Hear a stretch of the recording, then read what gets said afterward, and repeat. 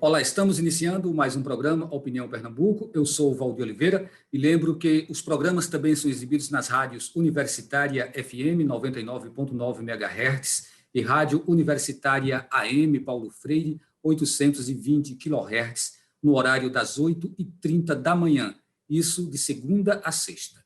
Bem, instalada em 27 de abril de 2020, a CPI da Covid-19 deve durar 90 dias, mas pode haver prorrogação, até porque até agora há omissões, mentiras e tentativas de procrastinação, como aconteceu com o ex-ministro da Saúde, Eduardo Pazuello, que entrou com um pedido de habeas corpus no STF para adiar a sua convocação e também para poder se manter calado. Nossos convidados analisam o andamento da CPI até hoje, 24 de maio. Conversamos com Arthur Leandro, que é cientista político, e também Priscila Lapa, cientista política.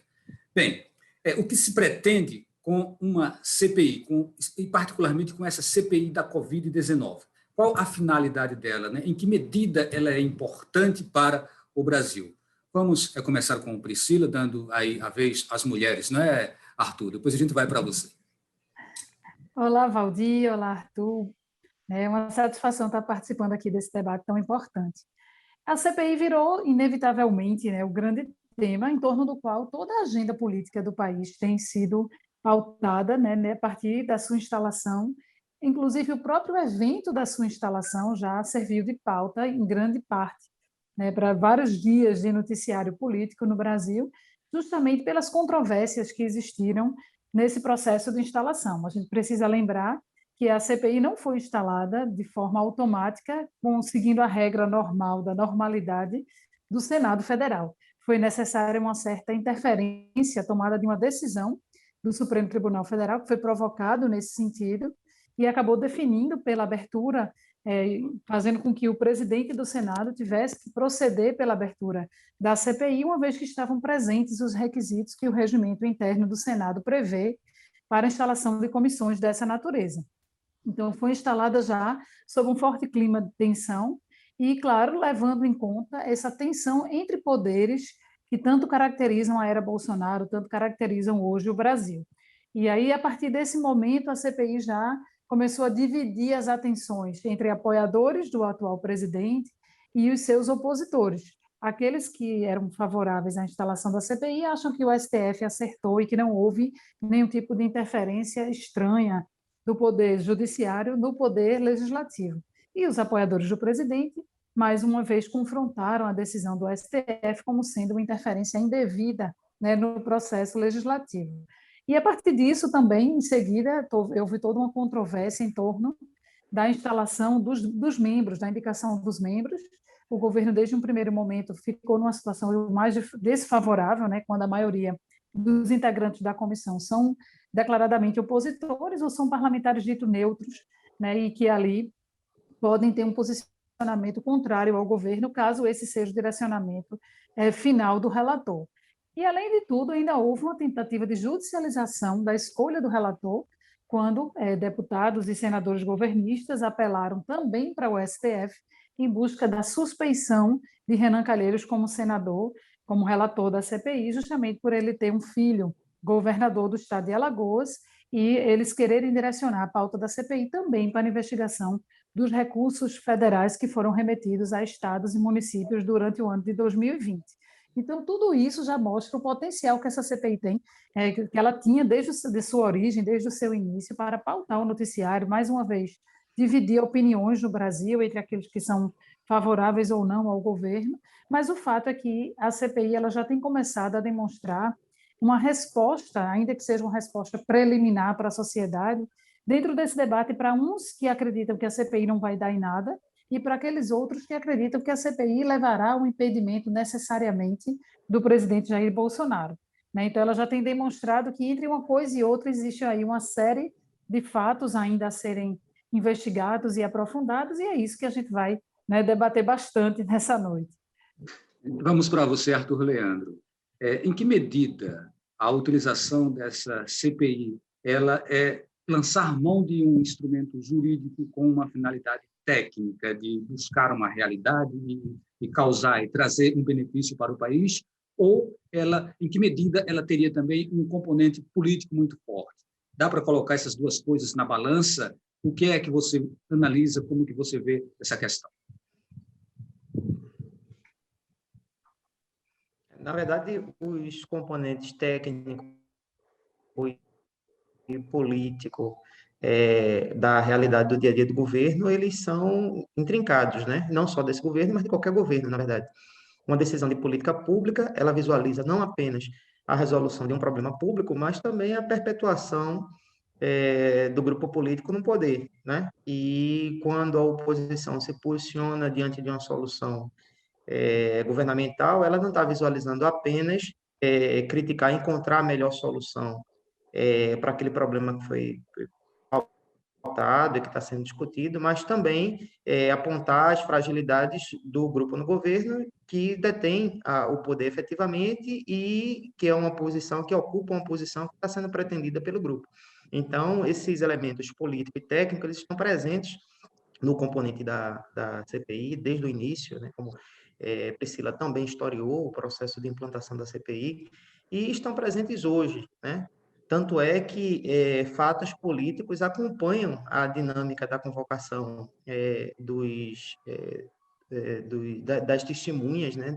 Das pessoas que estão dando as suas contribuições à CPI mediante convocação, e inclusive ocupando as ruas do país, né? Ontem, no domingo, nós tivemos o ato público no Rio de Janeiro com a presença do presidente, no ato que reuniu milhares de pessoas, boa parte delas sem máscara, e um ato que inevitavelmente promovia aglomeração, né? O que é uma das tônicas que tem sido debatida na CPI, né? Os atos públicos das autoridades ligadas ao governo que promovem aglomeração, desencorajam o uso de máscara e, dessa forma, contribuem para a disseminação da pandemia, né? Então, tanto os aspectos técnicos como os aspectos políticos estão intricados nesse debate que a gente está promovendo.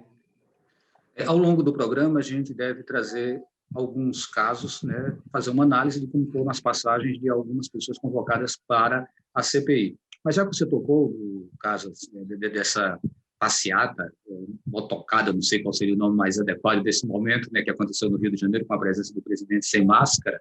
Então, Priscila, até que ponto o fato de a gente ter o presidente lá sem máscara, a gente ter um depoente, como é o caso do ex-ministro Pazuello, também sem máscara, até que ponto isso dá munição para que a CPI, para que aqueles que estão fazendo uma análise do comportamento, das atitudes desses convocados, ela se fortaleça, né? Isso dá munição para que a CPI ela fique mais forte? Veja, eu acho que a CPI ela vem atender, de certa forma, uma demanda, um anseio da sociedade, primeiro por um legislativo mais atuante, né, para que o legislativo faça alguma coisa, assim, diante de uma situação de caos, de anormalidade, de tentativa das pessoas de sobrevivência, de buscar solução, de cansaço mesmo da sociedade sobre tudo isso, as pessoas anseiam por soluções. Existe uma percepção clara de que o governo federal ele não vai mudar de postura. Aconteça o que acontecer, mudou de ano, sai auxílio emergencial, volta, economia reage, não reage, compra vacina, não compra vacina. Diante de todas essas questões que estão colocadas na mesa em relação à pandemia, uma coisa é evidente, é que o governo tomou uma decisão, que ainda parece um pouco nebulosa, as razões dessa tomada de decisão, mas parece que ele tomou a decisão de seguir um caminho até o fim. E aí uma coisa interessante, até que o próprio senador Renan Calheiros, numa das entrevistas que ele deu recentemente, ele falava que as CPIs tendem a arrefecer um pouco os ânimos daquele que está sendo alvo da investigação. Historicamente, quando se instala uma CPI, a pessoa que é o grande alvo, ou as pessoas que estão no centro desse processo, elas tendem a recuar um pouco da sua postura com receio das consequências e do desdobramento que a CPI pode ocasionar. E ele relata que essa é a primeira vez que ele não vê isso acontecer. A CPI vai avançando no seu processo evolutivo de tomada dos depoimentos, e o alvo principal, que é um dos atores, né, preponderantes, que é o próprio presidente e as pessoas mais próximas a ele, não mudam de postura. Então, é como se já tivesse instalado no Brasil um caminho de enfrentamento pelo governo federal, e doer em quem doer, pode chegar em 500 mil de mortos, parece que realmente não tem um desejo de retroceder, até para não dar razão, para dizer assim, eu sempre estive certo, e assim, as pessoas começam, diante do cansaço das pessoas, de todo esse processo que a gente tem passado, parece que isso reverbera, das pessoas dizerem assim, aquela história de que se não tem remédio, o remediado está. Então, tem um pouco dessa acomodação, ao mesmo tempo tem uma cobrança de que algo aconteça, de que venha uma grande motivação para que mude o rumo dessa história, que infelizmente hoje é a realidade do nosso país. Arthur, a gente sabe que quem começou os depoimentos na CPI foi o Mandetta, que foi o ex-ministro da Saúde, né, também do Bolsonaro, e que ele veio exatamente fazendo críticas ao Bolsonaro. Depois veio o Tais, que também, assim como o Mandetta, alegou que não apoiaria o uso de um medicamento comprovadamente ou cientificamente comprovado que não tem eficácia, que é o caso da cloroquina, hidroxicloroquina, eita, nomes difíceis que foram inventados para passar essa rasteira da gente. Mas é isso. Então, assim, como tem muita gente que passou por lá, vamos tentar analisar logo a presença desses dois, Mandetta e Tais. Os dois ex-ministros, né, que foram os primeiros ministros da pasta, eles revelaram a dificuldade que havia exatamente de mover ou fazer qualquer sinalização no sentido de uma gestão da política de saúde por evidências no governo Bolsonaro.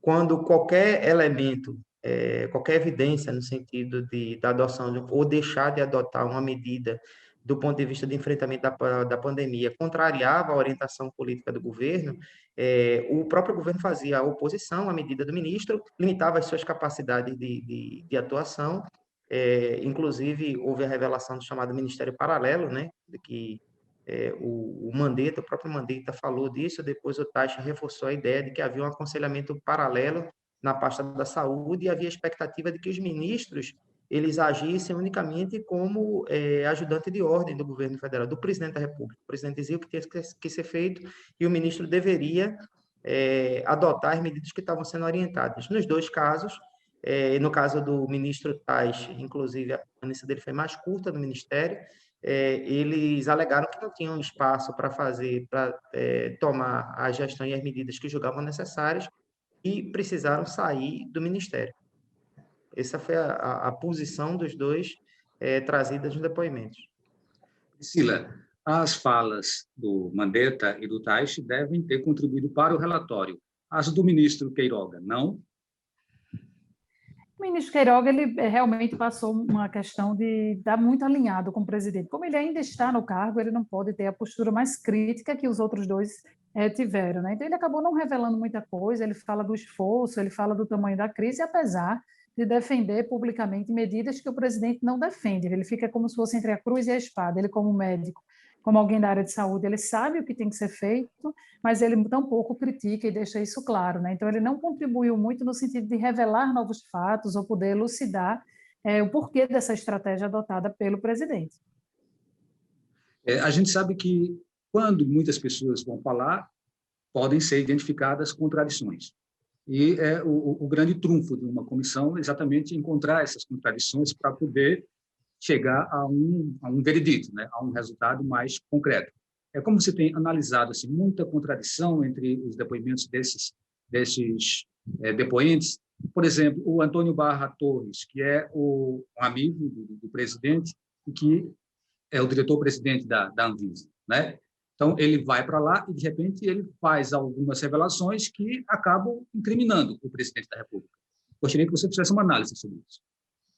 Isso, o que a gente pode perceber é muito mais um confronto entre o que os depoentes estão trazendo e a realidade, né, e o que eles no dia a dia tentam encobrir através de falas. Por exemplo, isso é muito emblemático, o ex-ministro Ernesto Araújo, o que ele falava enquanto estava no posto, o que ele colocava como politização do discurso em relação à pandemia, ele completamente contradisse isso no seu depoimento na CPI. Então, é como se a gente tivesse, na verdade, um confronto entre duas narrativas, aquela que acontece no cotidiano, orientada principalmente pelo presidente, e aquilo que os depoentes trouxeram na negativa disso. Então, é como bem definiu o relator, é o negacionismo do negacionismo.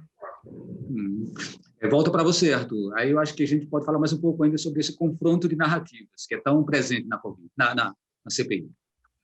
Verdade. O ministro Barra Torres, o diretor-presidente da Anvisa, né, o almirante Barra Torres, ele, inclusive, assumiu uma postura de fidelidade aos acontecimentos que talvez tenha gerado algum tipo de constrangimento na base de apoio, na base que estava presente durante a sessão da CPI. Ao revelar que não havia espaço para a mudança da bula do medicamento, da hidroxicloroquina, para colocar a indicação para enfrentamento da Covid, né? Ele mostra que, de fato, corrobora toda a narrativa que havia, ou toda a revelação trazida pelos ministros e pelos depoentes que falaram antes dele, de que havia efetivamente um esforço do governo federal no sentido de utilizar a cloroquina como o principal carro-chefe do chamado tratamento precoce da cloroquina. E essa informação que o Barra Torres trouxe, ela aparentemente está sendo pouco explorada pelos senadores durante a oitiva das testemunhas da CPI. Né? De fato, há uma disputa de narrativas e gerando, inclusive, um tipo de... revelando uma disputa política em termos nacionais que tem modificado a própria dinâmica da CPI. Por exemplo, a gente vê a postura do relator da CPI, o senador Renan Calheiros, no início dos depoimentos, até o momento de ápice, que foi o depoimento do Fábio Weingarten, para os depoimentos posteriores, como, por exemplo, no depoimento do general Pazuello. Ele claramente modifica a intensidade, a tônica dos seus interrogatórios, das suas intervenções durante a fala dos depoentes, revelando que algo fora do ambiente da CPI efetivamente aconteceu. No caso, a presença do presidente da República em Alagoas, ao lado do senador Fernando Collor e do Arthur Lira, o presidente da Câmara dos Deputados, mostra que o presidente da República está disposto a intervir na realidade política dos territórios, dos estados, visando a eleição de 2022. Né? Então, Renan Calheiros, aparentemente, ele refreou, né, na intensidade dos interrogatórios, na intensidade das suas falas, talvez visualizando algum tipo de desdobramento da CPI nas eleições vindouras. Ok, a gente faz um intervalo, nós estamos conversando sobre os desdobramentos da CPI da Covid-19 e a gente volta daqui a pouquinho com o Opinião Pernambuco.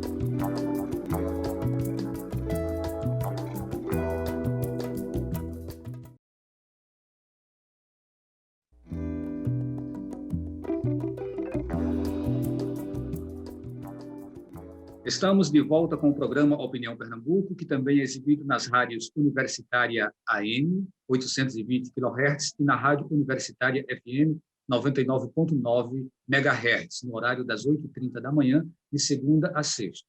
Estamos falando sobre os desdobramentos da CPI da Covid-19. E nossos convidados, nossa convidada, na verdade, é Priscila Lapa, cientista política, e o convidado, Arthur Leandro, também cientista político. Bom, Priscila, no depoimento do Fábio Weingarten, a coisa pegou fogo, o relator da CPI, o senador Renan Calheiros, chegou no momento a decretar a voz de prisão, depois o Omar Aziz disse, não é bem assim, e tal, tentou contemporizar, enfim, se criou aquele dilema. O que realmente acontece numa situação como essa? Até onde vai o direito de se decretar uma voz de prisão? O que é? Né? Quais são os poderes, de fato, de uma CPI? Veja, é tudo muito esclarecido pelo próprio regulamento, né, interno do Senado, que prevê justamente as ocasiões em que um parlamentar que está investido no poder de investigar aquela testemunha, né, aquele ouvinte, aquele orador, dele poder decretar a prisão em flagrante, caso seja detectado imediatamente no ato do seu depoimento, né, o descumprimento com a verdade. Não que a gente possa dizer que naquele caso não existiu de alguma forma, né? Existia uma entrevista que foi dada a uma revista, em que havia um áudio com a declaração dele, e em seguida, naquele momento da CPI, ele contraditava o que havia dito na revista. O áudio só foi colocado depois, né, ali na ocasião da CPI, que foi solicitado isso à revista, mas isso seria uma medida extrema. Entre esse extremo da falta da verdade do depoente né, e esse pedido de prisão, né, existe aí todo um elemento político, né, como a gente já falou, existe o elemento jurídico na CPI, mas existe também o elemento político, e até que ponto isso seria interessante para o andamento do trabalho de uma CPI que está apenas começando, como você falou no início, né, uma CPI dessa tem um prazo previsto de 90 dias, mas geralmente isso se estende, e principalmente porque o fato ainda está ocorrendo.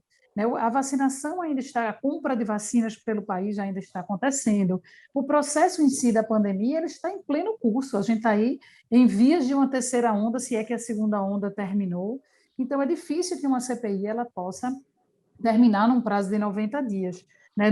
Diante da proporção, inclusive, que a crise vem tomando. Então, tomar a decisão naquele momento de prender em flagrante, né, o depoente, que estava, no caso, na condição de testemunha, seria uma medida extrema que atiçaria, né, acirraria ainda mais os ânimos naquele momento e politicamente podia não ser interessante para a própria CPI. E foi essa a postura do presidente. Ele em nenhum momento coloca que o senador Renan Calheiros não teria os motivos para fazê-lo, mas ele diz, ó, que não estou para prender ninguém, esse não é o papel da CPI, inclusive para não dar essa munição que o governo tanto deseja de que a CPI possa significar, na verdade, uma perseguição ao presidente, possa representar, como dizem os apoiadores do governo, um patrulhamento à atuação do presidente e do governo federal como um todo.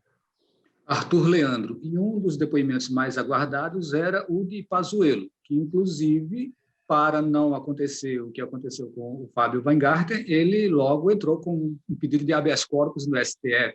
E aí ele não queria depor como testemunha, também não queria falar, buscou uma prorrogação, né, adiar o prazo. Enfim, vamos agora analisar a passagem de Pazuello por essa Covid, por essa CPI da Covid. Começa com você.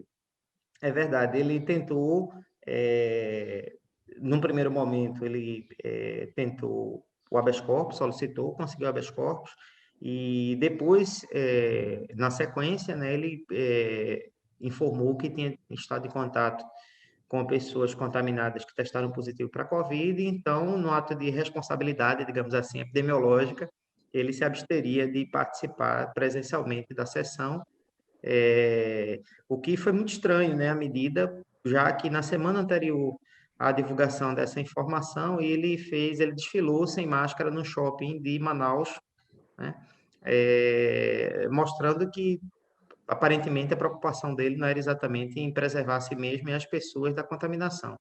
Então, a gente teve essa sequência até o momento em que ele finalmente compareceu para prestar o seu testemunho, né, para dar as informações relativas à pandemia, a condição da pandemia durante o seu mandato, a sua presença no Ministério, à frente do Ministério. E ele foi com o encargo de proteger, basicamente, politicamente, o presidente da República, né, já que, como você mesmo colocou, e Priscila também comentou aqui na sequência, a CPI pode ter repercussões sérias do ponto de vista do exercício do mandato pelo presidente da República. Podem ser já, inclusive, a abertura de um processo de impeachment, claro, na conjunção de outros fatores, já que a abertura do processo de impeachment ele depende da apresentação do processo pelo presidente da Câmara dos Deputados. Mas então, havia uma conjunção de fatores da qual o testemunho de Pazuello serviria como uma primeira barreira no processo de proteção do presidente da República. E, no seu testemunho, a minha leitura é que o ex-ministro, ele foi bem sucedido no processo, porque ele conseguiu trazer para si, né? Então, ele avocou para si a responsabilidade de alguns atos, transferiu para os governadores aquilo que pôde transferir, né, espalhando a responsabilidade, tornando uma responsabilidade difusa e de difícil caracterização, e em outros momentos ele claramente faltou com a verdade, né, ele deu informações que não correspondiam aos fatos que tinham sido amplamente documentados, né.